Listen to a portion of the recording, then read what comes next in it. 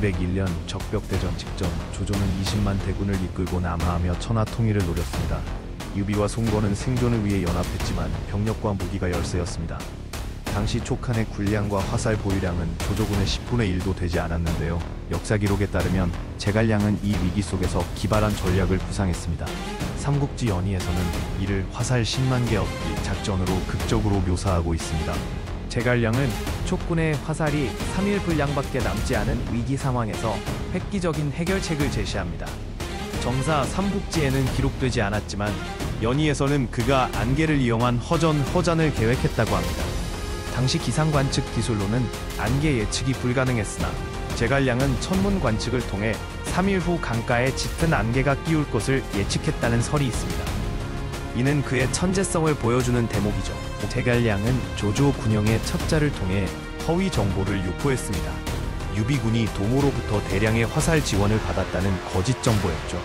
역사가 왕부의 기록에 따르면 당시 조조군 첩보망은 매우 발달해 있어 이런 정보가 반드시 조조에게 전달되리라 예상할 수 있었습니다. 이는 심리전의 전형적인 사례로 적의 불필요한 공격을 유발하기 위한 계략이었습니다. 작전 당일 제갈량은 20척의 빈 배를 준비해 허수아비를 세우고 안개 속으로 진격시켰습니다. 무경총료에 기록된 바에 따르면 당시 전함은 평균 50대 100명을 수용할 수 있었고 제갈량이 사용한 것은 소형 주황선이었을 것으로 추정됩니다.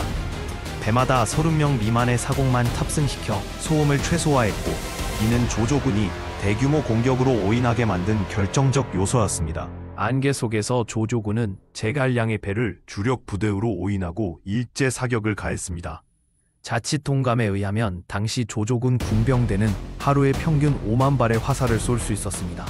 그러나 과도한 사격은 비효율적이었는데 실제로 후한 말기 화살 제조 비용은 한 자루당 쌀 5대 약 7.5kg에 해당할 정도로 귀했습니다.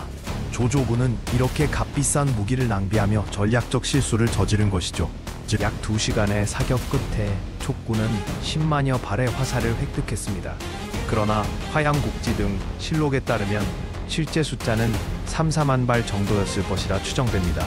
당시 기술로는 하룻밤 사이에 10만 발을 처리하기 어려웠기 때문이죠. 화살을 촉군 기지로 운반하는 데만도 100명의 병사가 5시간 이상 걸렸을 것으로 보입니다. 이는 연의가 사실을 과장한 대표적 사례입니다. 정사 삼국지에는 이 사건이 기록되지 않았으며 가장 오래된 기록은 300년 후 쓰인 삼국지 연의입니다. 역사가 진수는 제갈량전에서 양은 기묘한 계책이 많았다고만 언급했죠. 이에 반해 자취통감에는 적벽에서의 기만전술이란 제목으로 유사한 사건이 등장합니다.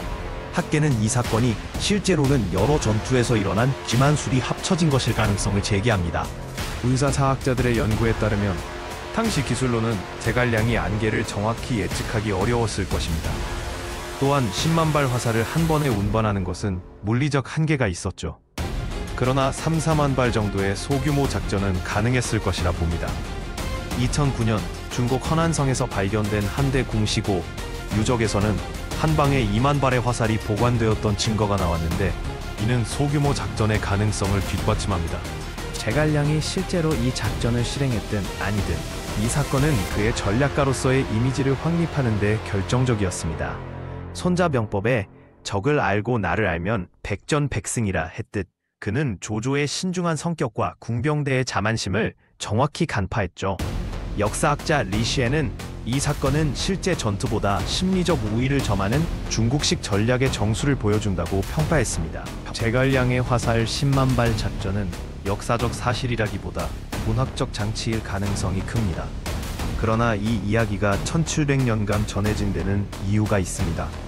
이는 약자가 강자를 상대로 창의력으로 승리할 수 있다는 보편적 교훈을 담고 있기 때문이죠. 2020년 중국 사회과학원 조사에서 68%의 응답자가 사실 여부보다 전략적 지혜가 중요하다고 답한 것처럼 역사는 때로 진실 이상의 가치를 전달합니다.